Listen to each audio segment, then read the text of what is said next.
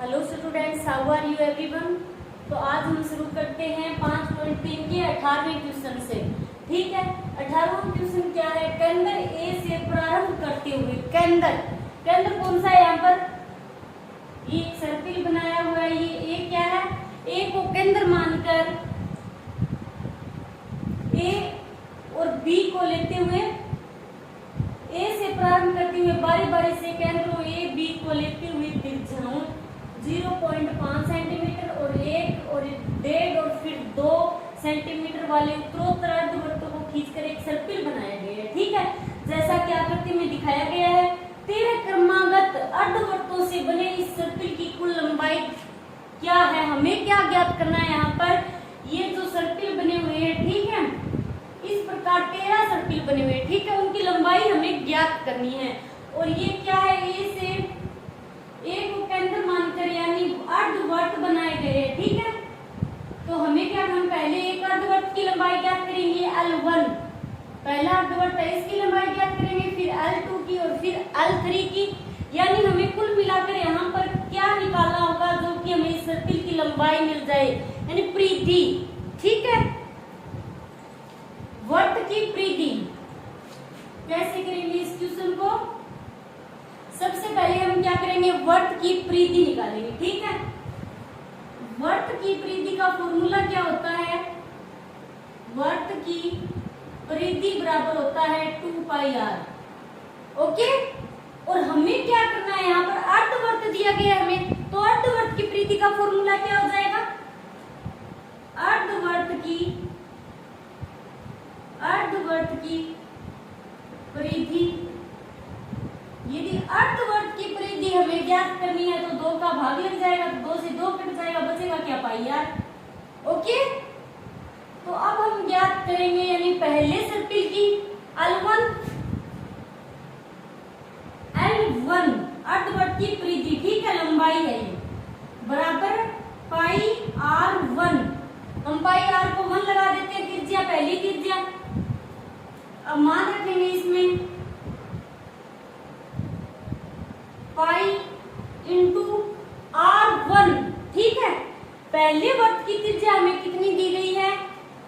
R1 ये रहा। ठीक है, 0.5 सेंटीमीटर, तो लिख देंगे 0.5, तो बराबर कितना आएगा? 0.5 पाई सेंटीमीटर। ठीक है, ये आ गई पहले अर्धवृत्त की लंबाई L1। अब हम इसी प्रकार L2 ज्ञात करेंगे, तो इसका फॉर्मूला हो जाएगा πr2। ठीक है, R कितनी है इसमें त्रिज्या? दूसरा जो अर्धवृत्त है उसकी त्रिज्या है 1 सेंटीमीटर, 1.0 सेंटीमीटर। इसको गुणा कराएंगे तो कितनी हो जाएगी? पाई सेंटीमीटर। पाई बचेगी, पाई को जब 1 से गुणा कराएंगे तो पाई आएगी। अब L3 तीसरे अर्धवृत्त की लंबाई ज्ञात करेंगे, तो πr3 पाई इंटू R त्रिज्या कितनी दी गई हमें तीसरे अर्धवृत्त की? 1.5 सेंटीमीटर, 1.5 बराबर, तो कितनी आएगी? 1.5 को पाई से गुणा करा देंगे तो 1.5 पाई सेंटीमीटर। ठीक है, अब L4 फॉर्मूला होगा πr4 बराबर पाई इंटू, अब हमें चौथे अर्धवृत्त की त्रिज्या कितनी दी गई है? 2 सेंटीमीटर। अब 2 सेंटीमीटर को पाई से गुणा कराएंगे तो कितने आ जाएंगे? 2 पाई सेंटीमीटर। ठीक है, आ रहा है समझ में? तो ये अब क्या होगी? एक एपी, हमने एक एपी बना ली, तो लिख देंगे एपी पहली 0.5 और फिर दूसरी पाई और फिर 1.5 पाई और फिर 2 पाई, और ये इस प्रकार चलती रहेगी। ये हमने एक एपी बना ली। ठीक है, अब हमें क्या ज्ञात करना है? 13 क्रमागत अर्धवृत्तों से बने इस सर्किल की कुल लंबाई क्या है? 13 क्रमागत अर्धवृत्त, यानी तो इस प्रकार ये सर्किल बनाया गया है, इसमें कितने वृत्त हैं? 13 अर्धवृत्त हैं। ठीक है, यानी हमें क्या दिया गया है? यहाँ पर 13 क्रमागत अर्धवृत्तों से 13 यानी पदों की संख्या हमें कितनी दी गई है? 13।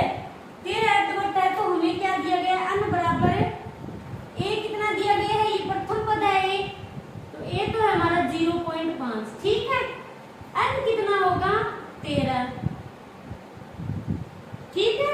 अब हम डी ज्ञात करेंगे, तो डी का फॉर्मूला क्या होता है, A2 माइनस A1 बराबर A2 कितना है 1.5 पाई माइनस 0.5 पाई, सॉरी ये पाई आएगा यहाँ पर दूसरा पाई, A2 कितना है पाई और A1 कितना है 0.5 पाई। अब एक पाई में से आधी पाई घटेगी तो बचेगा कितना 0.5 पाई। ठीक है, ये डी ज्ञात कर लिया हमने।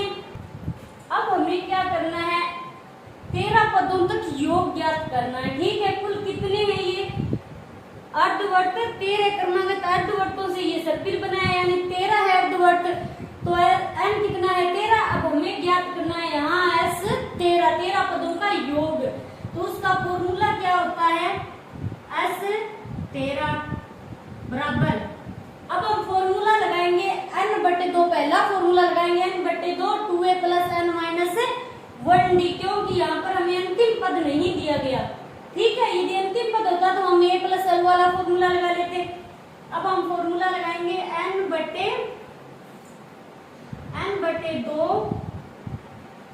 2a plus n minus 1d। Okay, अब इसमें मान रखेंगे तो s 13 बराबर n कितना है, n है यहाँ पर 13, तो 13/2 और फिर 2 इंटू ए यानी प्रथम पद कितना है 0.5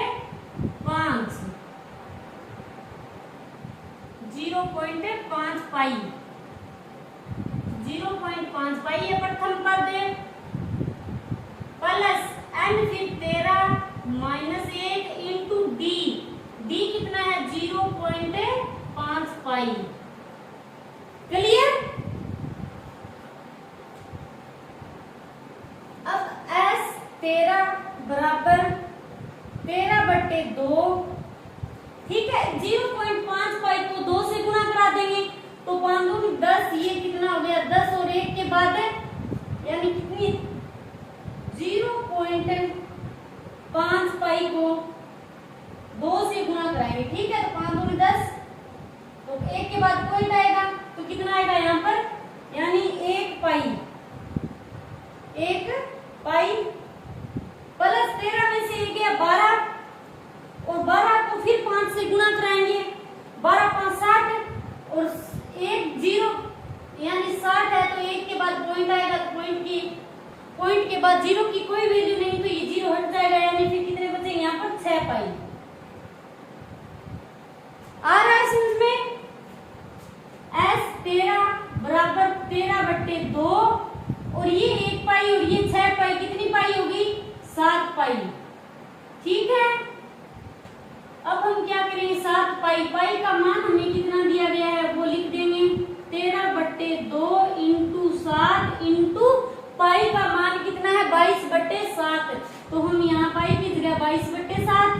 ठीक है, 7 से 7 कैंसिल और ये 2 से कटेगा तो कितना हो जाएगा यहाँ पर 11। s 13 बराबर, अब 13 को 11 से गुणा कराएंगे, ये हो गए 143 सेंटीमीटर जरूर लगाना। ठीक है, ये यानी s 13 अर्धवर्तों का योग कितना होगा 143। अब हम लिख देते हैं यहाँ पर अतः कितने अर्धवर्ताकार है, अतः 13 क्रमागत अर्धवर्तों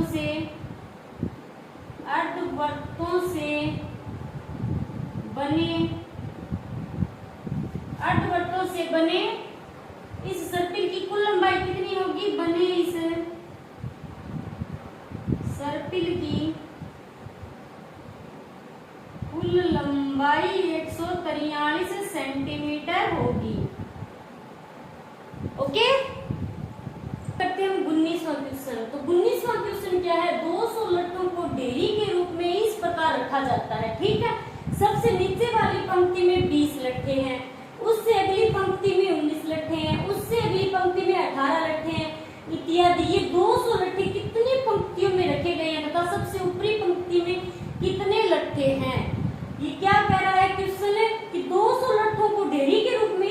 रखा जाता है 200 लट्ठों को, यानी हमें योग दे रखा है यहाँ पर एसएन, कुल लट्ठे कितने हैं 200, तो हमें एसएन बराबर दे रखा है 200। सबसे नीचे वाली पंक्ति में 20 लट्ठे, सबसे नीचे वाली ये पंक्ति सबसे नीचे वाली, ठीक है, इसमें 20 लट्ठे हैं। उससे अगली पंक्ति में 19 लट्ठे हैं, तो इस पंक्ति में 19 लट्ठे हैं। इससे अगली पंक्ति में 18 लट्ठे हैं, ये पंक्ति जो है इसमें है 18 लट्ठे, ठीक है। इत्यादि ये 200 लट्ठे कितनी पंक्तियों में रखे गए हैं तथा सबसे ऊपरी पंक्ति में कितने लट्ठे हैं, यानी ये इस प्रकार पंक्तियां चलती जाएगी, ये अन पदों तक चलेगी, ठीक है। और हमें क्या ज्ञात करना है कि अंतिम पंक्ति जो होगी ये अन, उसमें कितने लट्ठे हैं, यानी हमें अन अंतिम पद ज्ञात करना है, ठीक है।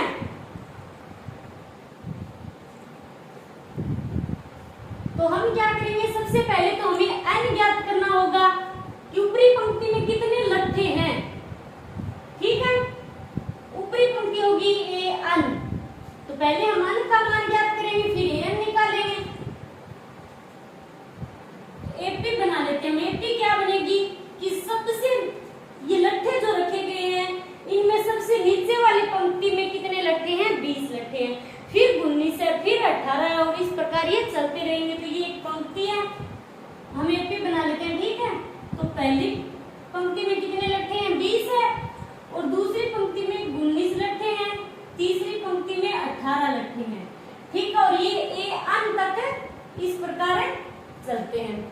तो ए कितना है यहाँ पर, ए बराबर तो है 20, ठीक है। डी यानी सारों अंतर हम ज्ञात कर लेंगे, A2 माइनस है A1 बराबर A2 कितना है 19 माइनस A1 कितना है 20, तो यहाँ पर आएगा माइनस का 1, डी कितना आ गया माइनस का 1, और A है 20, डी माइनस का 1, और हमें क्या दे रखा है, असन दे रखा है 200 लट्ठे, ठीक है। तो अस अन बराबर हमें कितना दे रखा है 200। तो अब हम अस अन वाला फॉर्मूला लगाएंगे और अन का मान ज्ञात करेंगे, ठीक है। तो अस अन का हम फॉर्मूला कौन सा लगाएंगे, एन तो हमें दिया नहीं है, तो हम पहला फॉर्मूला लगाएंगे। तो n बटे 2a plus n minus 1d, ठीक है। अस अन की जगह फॉर्मूला लगा दिया और बराबर इसके कितना है 200, ओके।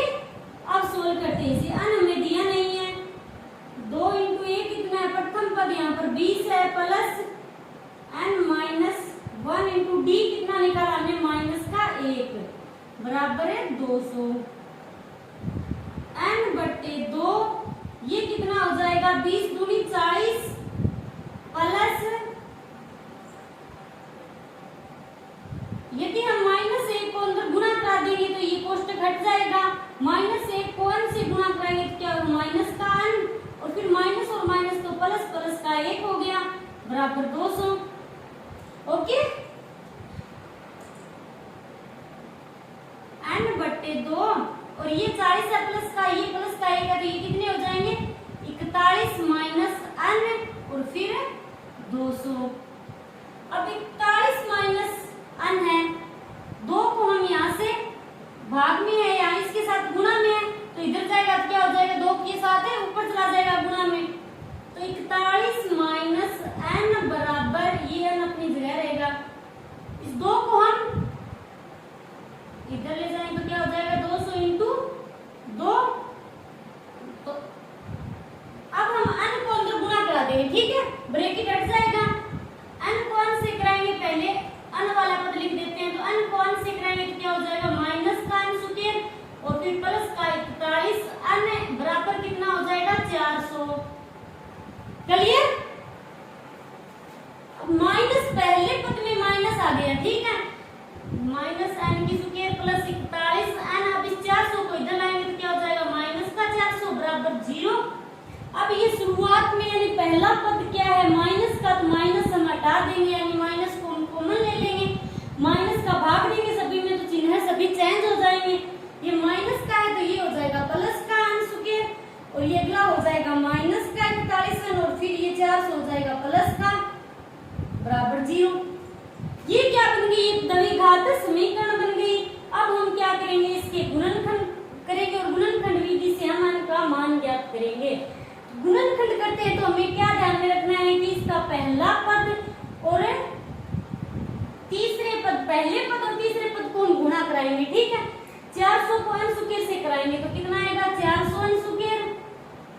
अब जो बीच वाला पद है, ठीक है, वो क्या माइनस का 41n, माइनस का 41n। अब यानी हम गुणनखंड करेंगे तो हमें ऐसे दो टुकड़े लेने होंगे कि गुणा करने पर तो है 400 n स्क्वायर, जोड़ने या घटाने पर कितना है माइनस का 41n, ठीक है।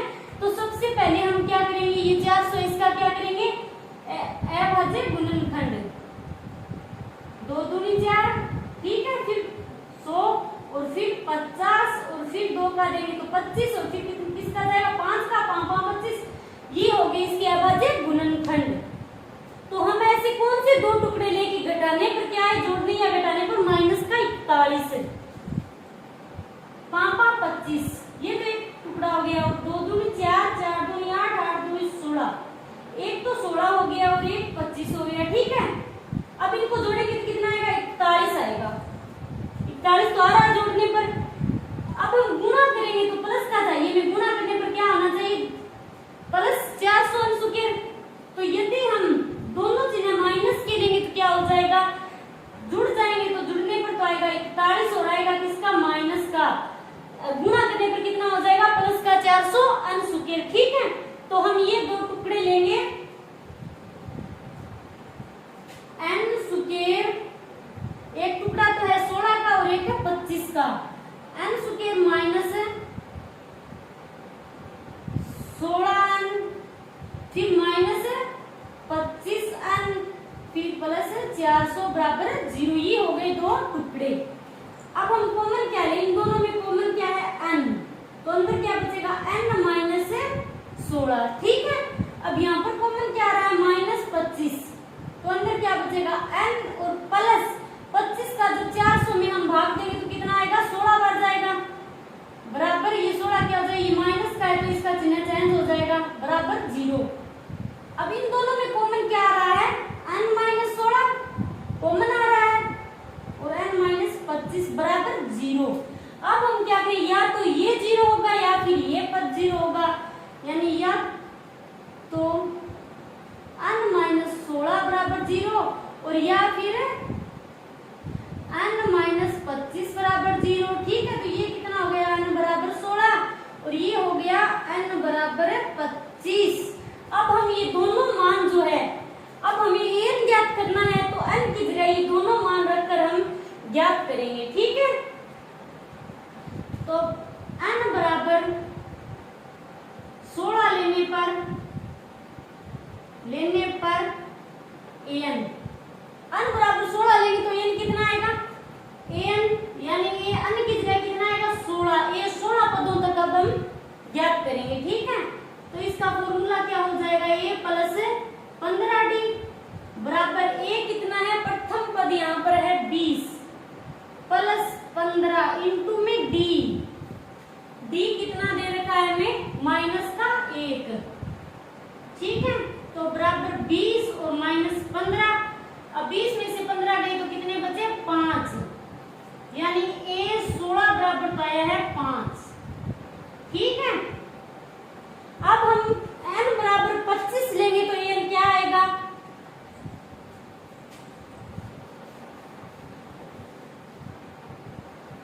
अब हम यहाँ पर कर देते हैं n बराबर 25 हो तो n,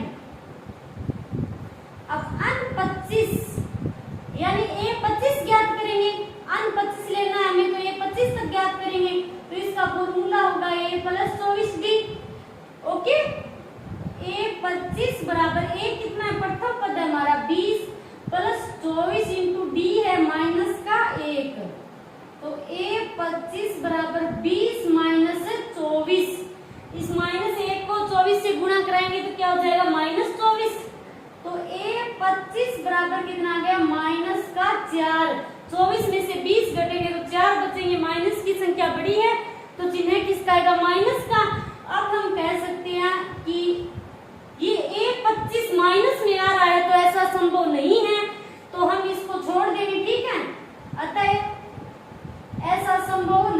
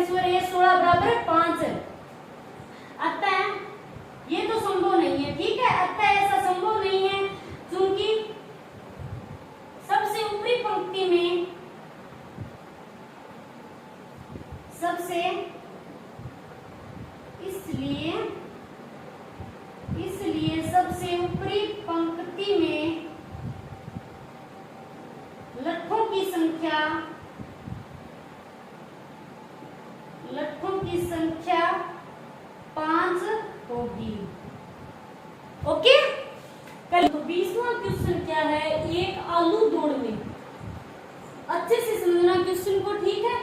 एक आलू दौड़ में प्रारंभिक स्थान पर एक बाल्टी रखी हुई है, एक एक पॉइंट समझकर चलना, ठीक है। प्रारंभिक स्थान कौन सा है, ये वाला। प्रारंभिक स्थान पर एक बाल्टी रखी हुई है, ये बाल्टी रखी हुई है, ठीक है, जो पहले आलू से 5 मीटर की दूरी पर है, यानी ये पहला आलू रखा है यहाँ पर, इससे कितनी 5 मीटर की दूरी पर है, ये है 5 मीटर, और ये बाल्टी कितनी दूरी पर है, 5 मीटर की, यानी आलू और बाल्टी के बीच में दूरी कितनी है, 5 मीटर। तथा अन्य आलुओं को एक सीधी रेखा में परस्पर 3 मीटर की दूरियों पर रखा गया है, यानी अब जो बाकी आलू है वो सभी आलू इस रेखा पर 3-3 मीटर की दूरी से रखे गए हैं, ठीक है। आ रहा है समझ में। सबसे पहले तो क्या है, इन प्रारंभिक स्थान पर एक बाल्टी रखी गई है, और फिर बाल्टी से 5 मीटर की दूरी पर पहला आलू जो रखा है वो बाल्टी से 5 मीटर की दूरी पर है, ठीक है। पहला आलू 5 मीटर की दूरी पर है, उसके बाद जितने भी आलू रखे गए हैं, ठीक है, वो एक रेखा पर 3-3 मीटर की दूरियों पर रखे गए हैं, ठीक है। इस प्रकार सीधी रेखा में परस्पर 3 मीटर की दूरियों पर रखा गया है, ये आलू रखे गए हैं 3-3 मीटर की दूरियों पर। इस रेखा पर 10 आलू रखे गए हैं, ठीक है। ये जो रेखा है इस पर 10 आलू रखे गए, यानी n कितना है, यहाँ 10 दे रखा है, पदों की संख्या n है 10, तो 10 आलू रखे गए हैं।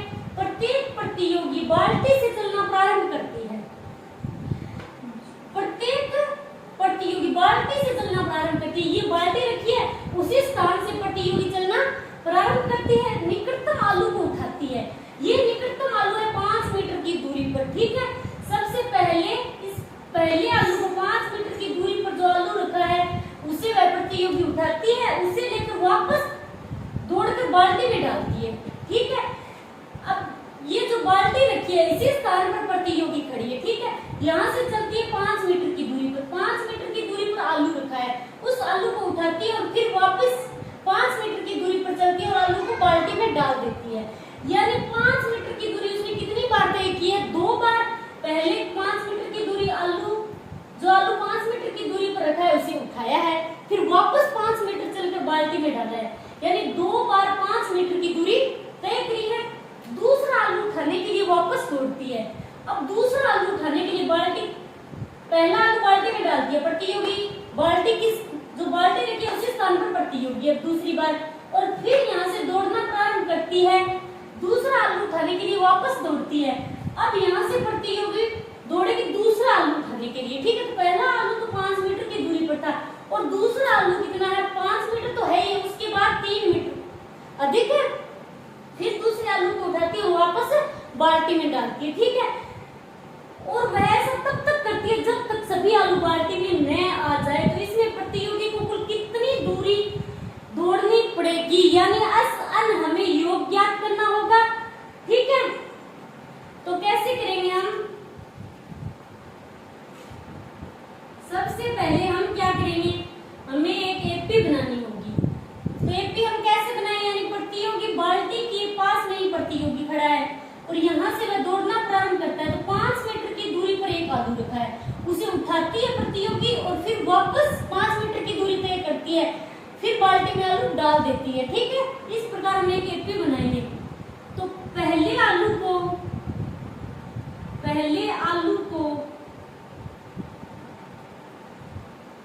उठाकर बाल्टी में डालने तक की दूरी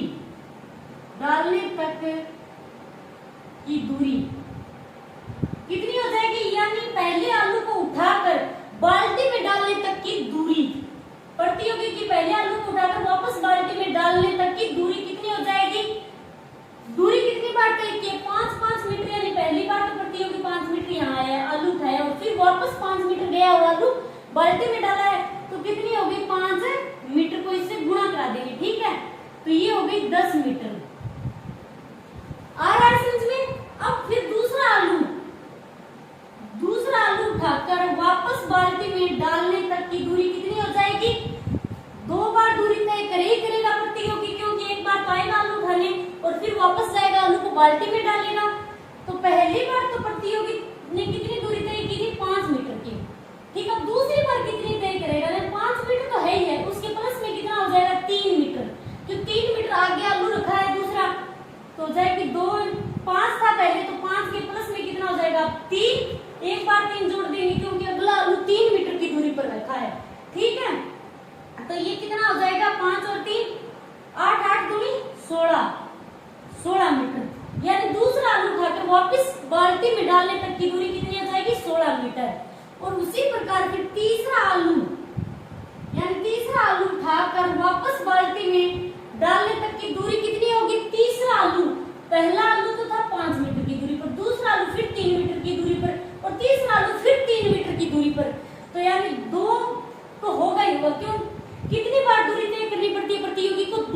पहले आलू को उठाता है, फिर वापस बाल्टी में डाल कर आता है।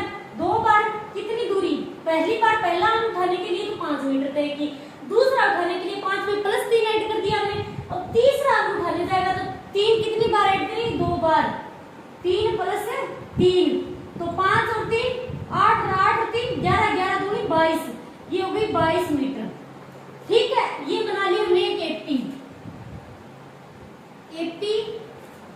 10 मीटर, फिर कितनी है 16 मीटर और फिर 22 मीटर, और ये चलती रहेगी। इसमें हमें पद कितने दे रखे हैं, ये अंतिम पद हमें दे रखा है यहाँ पर 10, पदों की संख्या दे रखी है हमें यहाँ पर 10। अब ये कितना है, प्रथम पद 10 और डी कितना होगा, डी बराबर a2 माइनस a1, तो a2 कितना है 16 माइनस 10 बराबर कितना हो गया 6, यानी डी है यहाँ पर 6। ठीक है, अब हमने a निकाल लिया, d निकाल लिया, और अन कितना दिया गया है हमें यहाँ पर 10 आलू रखे गए हैं, यानी ये जो एक रेखा है इस पर कितने आलू रखे गए हैं 10, तो कितनी हो गई आलूओं की संख्या 10, तो ये हो गया अन, हमें इतना ही दिया गया। ठीक है, अब ज्ञात क्या करना है हमें, यानी n 10 तो s 10 पदों तक हमें योग ज्ञात करना है। फॉर्मूला क्या होगा, n बटे 2 कि 2a plus n minus 1d, ये होगा फॉर्मूला। तो मान रख देते हैं, s 10 बराबर n कितना है 10 बटे 2 और फिर 2 इंटू a, प्रथम पद कितना दे रखा है हमें 10 प्लस n 10 माइनस 1 इंटू में d कितना है 6। क्लियर, आ रहा है समझ में। s 10 बराबर ये कट जाएगा, 2 5 10, 5 10 को 2 से गुणा कराएंगे तो 20 प्लस 10 में से 1 गया 9 और 9 को 6 से गुणा करा देंगे, 9 जी 54, s 10 बराबर 5 इंटू में इनको जोड़ देंगे तो 4 और 2, अब इनको गुणा कराएंगे तो s 10 बराबर 74 को 5 से गुणा कराएंगे, 5 और 20 हासिल 2, 7 को 35 और 2 37 मीटर। ठीक है, अब हम लिख देंगे है क्या दे रखा है यहाँ, प्रतियोगी को कुल कितनी दूरी दौड़नी पड़ेगी, अतः यहाँ प्रतियोगी को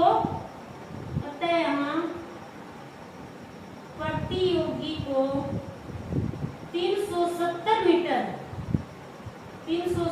मीटर दूरी दौड़नी होगी।